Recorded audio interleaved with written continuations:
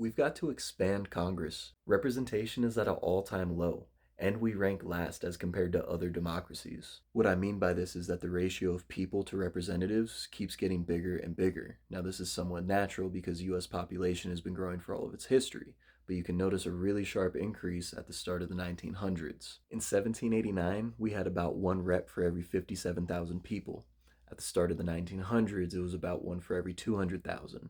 But here today, we're at about one rep for every 750,000 people. Some states, like Montana, have it even worse. They only have one representative for over 1 million Montanans. The reason it got so bad is because the number of representatives was capped in the 1910s to 435.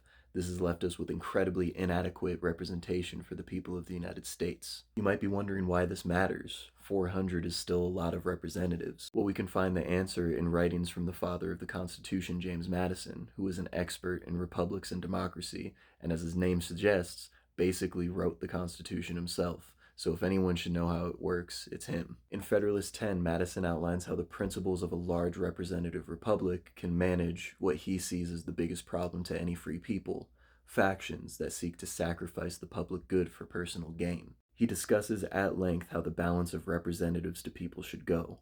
On the one hand, you need enough representatives that no faction could ever take control of the majority, but on the other hand, if you have too many, they could never adequately represent the people because they would represent too niche of community interests. In short, there's a sweet spot. We need enough reps to overcome factions, but not so many that we get lost in local interests. And this is our problem. We have too few representatives, so we've become vulnerable to factions. Individual, foreign, and corporate interests can and do buy out our reps constantly. By expanding the House, the people's voice will be better represented.